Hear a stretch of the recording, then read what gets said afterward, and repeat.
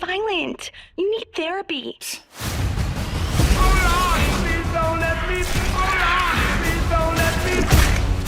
So you play Princess Ilana, who is an original character appearing for the first time in Creature Commandos.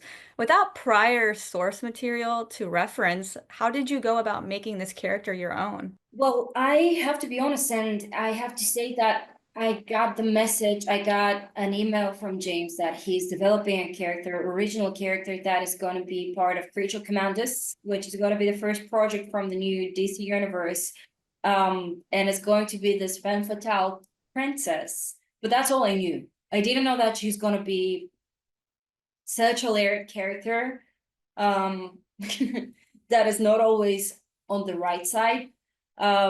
But it's been interesting to think about people of power and people that want even more power, because I feel like that's a bit contagious when you get a sense of like, oh, okay, I can dominate something, I can be a dominant towards something. A lot of people get to the slippery place of like wanting to get more. I don't know, is it an instinct? I don't know when enough is enough. Um, it's a strange thing, and it's a strange place to be as a human being when you know that you can use your charm, you can use your face, you can use your position, and you can manipulate people for your own benefits. So I don't know. It's a challenging character to think about, like, because I don't know why she got to this point, why she is in this position now. Like, what happened to her to be so evil? And Creature Commandos first debuted on Max just last week, and episode 3 will debut today. How does it feel to finally share this show with the world and have the work out there? It feels great. We were also excited to do this, and it was pretty soon after the pandemic was towards the end. And, it was such a challenging time that we realized that life without art is impossible.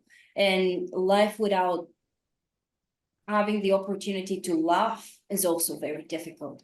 So Creature Commandos is like a perfect project that have in combination great storytelling, because James is an incredible visionary director. He knows how to create a story that is so layered, and pretty much, we're talking about this before, that he gives you the option to improvise and to try something that you're passionate to try, but the script is just so well developed that you basically, there's nothing that you want to change. There's nothing that you want to try because it's already done perfectly.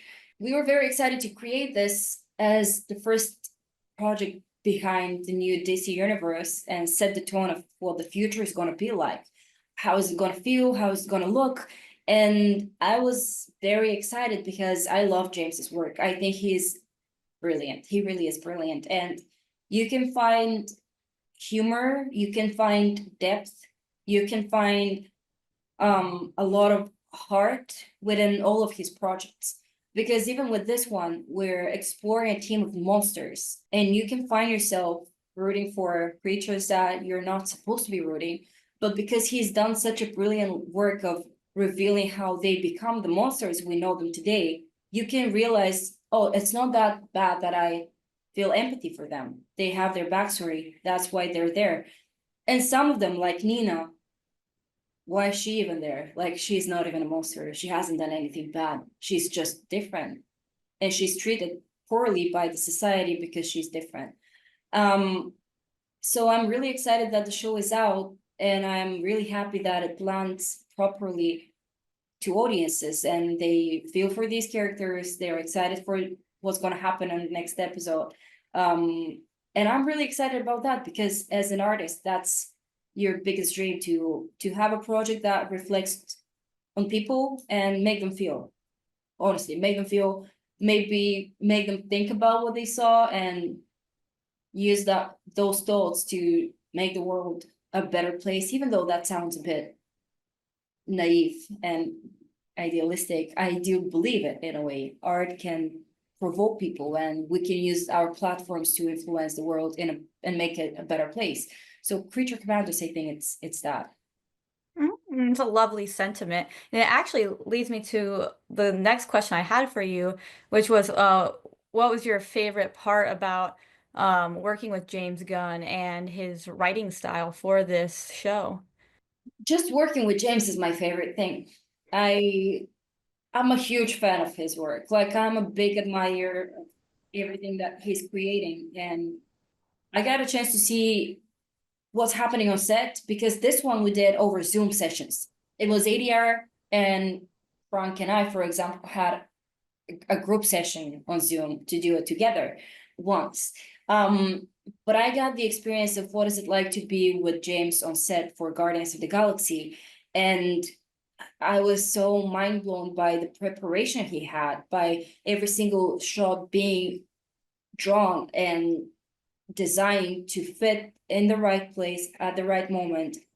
So I was always excited to see what he does next. And with Creature Commandos, it's just such a cool story. It's so layered, it's so timely as well. It's so familiar to us, but not completely, because we know characters like the Bride, we know Frankenstein, but we don't really know a lot about who G.I. Robert is. We don't really know a lot about Nina. We don't know anything about Princess Ilana. So it's a mixture between some of the most famous monsters and some of the least famous monsters blend in this beautiful new show called Creature Commands.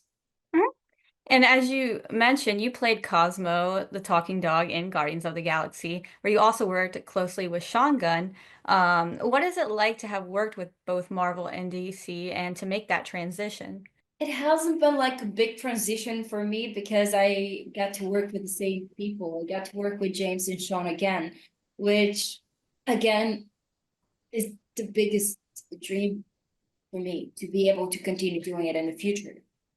Sean is a great partner. He is funny and he is kind and he is a great collaborator. He's open to trying new things on the day.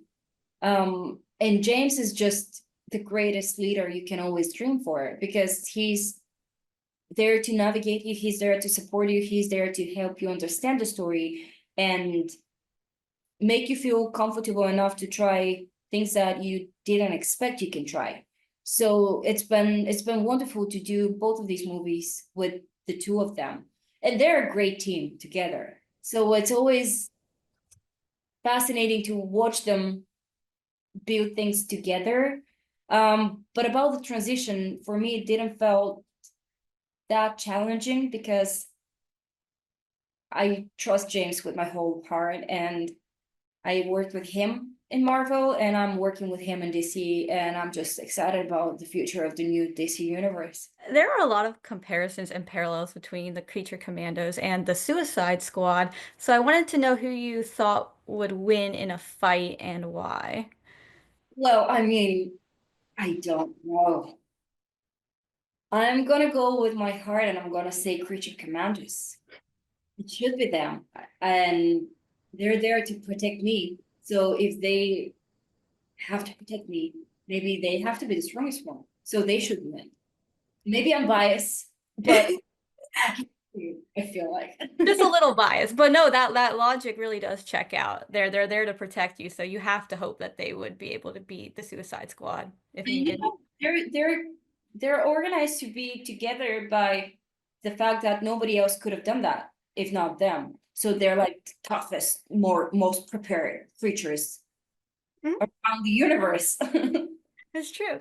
And for my final question, I wanted to ask, season one of Creature Commandos is currently airing on Max. What are you looking forward to for the remainder of the season? I'm looking forward for people to continue watching the show and be just as excited as I am and talk about it. Like that's all I can dream for it, to just have its own audience remain the same, maybe even expand, because if you give it a chance, you will find yourself really addicted to watching what's happening next.